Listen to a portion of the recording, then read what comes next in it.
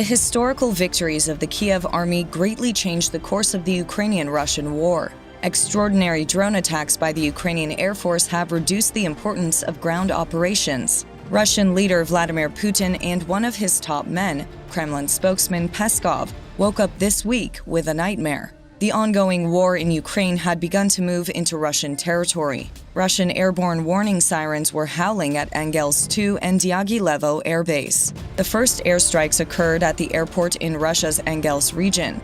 In the early hours of the morning, an attack operation was carried out with kamikaze-type drones on the Engels 2 airport, 700 kilometers from the capital, Moscow. On the same date, Dyagilevo airbase was also targeted by these drones. In the first 2 days of the events, Russia's Engels 2 and Dyagilevo military airports were attacked 3 times in total. Satellite images showed that at least 4 Russian heavy bombers were damaged as a result of the attack on Russian military airfields. The news of this shock attack, which was urgently conveyed to the Moscow administration, greatly worried Vladimir Putin.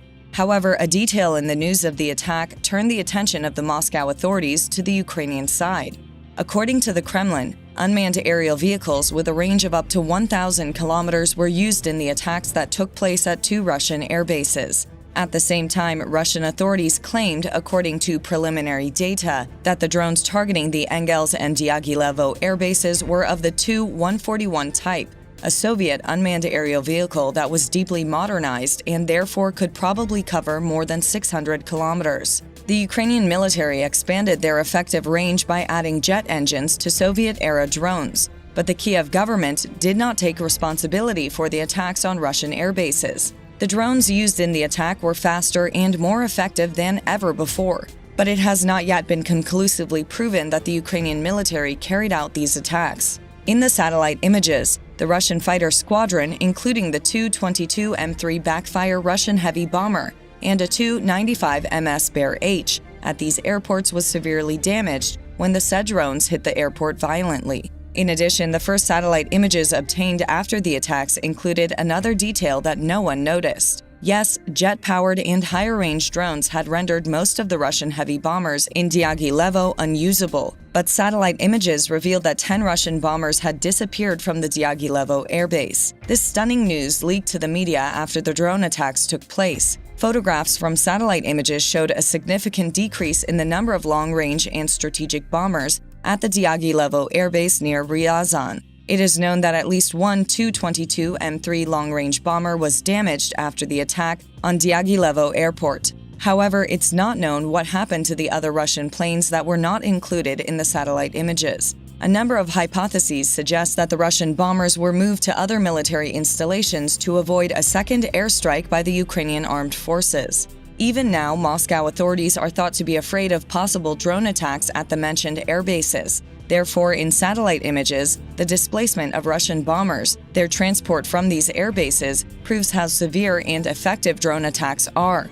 The Russian administration, as we mentioned, put the whole responsibility of the attacks on Kyiv, citing the jet-powered and higher-range unmanned aerial vehicles used in the attacks on the Engels and Dyagilevo air bases as evidence. Russia began to wait for Ukraine's statements about this event, but the Kyiv authorities in no way admitted that they carried out these attacks. Even if the Russian assumptions are correct, the Ukrainian army has averted a critical danger, because Russia was going to use heavy bombers from Engels and Dyagilevo to set Ukraine's urban infrastructures and innocent civilians under fire. Drone attacks on this airport managed to thwart the targets of the Russian military, which broke the rules of war and recklessly targeted public spaces for a time. The main fear of the Kremlin and Putin at the moment was that the airstrikes would come to the forefront as the tactics of the war changed. In particular, the unmanned aerial vehicles in the inventory of the Ukrainian army began to be more effective in airstrikes than the operations organized by Russian heavy bombers. The Ukrainian army was now able to develop itself in every field, but the main issue that the war required at the moment was the attainment of dominance in airstrikes. Russia was quite successful in airstrikes at the beginning of the war. Moscow soldiers could carry out bombing attacks in many cities in Ukraine, especially in Kyiv. But time passed, and Ukraine's allies put a stop to these aggressive policies of the Russians. In particular, the air defense systems allocated to the Kyiv army by the U.S. government greatly reduced the impact of the attacks carried out by Russia in the skies of Ukraine. Even now, NASAM's air defense systems of American origin serve the Kyiv soldiers with 100% performance.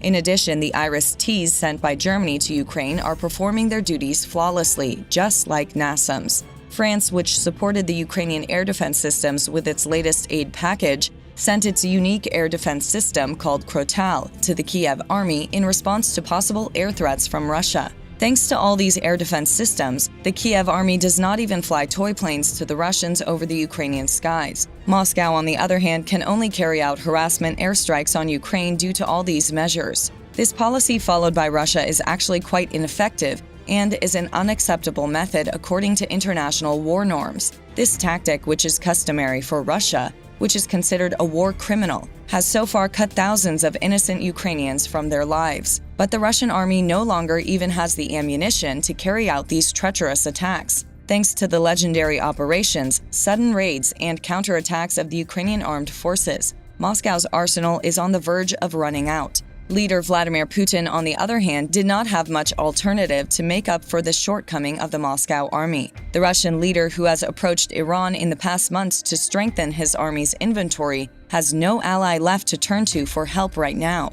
This desperate situation of Russia caused another shock claim to be made. Particularly, Kremlin spokesman Peskov's soft stance and his statements that evoked peace negotiations regarding the Ukraine-Russia war indicated that Moscow could now give up in this war. Russian President Vladimir Putin, like Peskov, now preferred a much more frugal and calm style. The advance of the Ukrainian army also stunned the Moscow administration. The Kyiv soldiers, admired by all the countries of the world, had accomplished the impossible. Russia, which has the second army in the world, knelt before the army of Kyiv, which was fighting against impossibilities and was far less in number than the Moscow army. This picture of shame humiliated Russia both diplomatically and militarily in the world political arena. The Russian people also broke their silence against the Moscow administration in the face of these crushing defeats. Hundreds of thousands of Russians began to think that the Ukrainian war was hurting their country. The fires of rebellion, which spreads in waves all over the streets of Russia, especially in Moscow Square every night, has now reached an unstoppable level. Leader Vladimir Putin had now a much bigger problem to solve. Russia began to devour itself from the inside out, while the effects of the mobilization were spreading rapidly in the country. Civil wars, conflicts, protest demonstrations, and striking actions caused the Moscow administration to gradually lose the ongoing war in Ukraine. If Putin cannot stop these actions against the Moscow regime, these dark days will turn not only Putin's power but also Russia into an Iron Curtain country.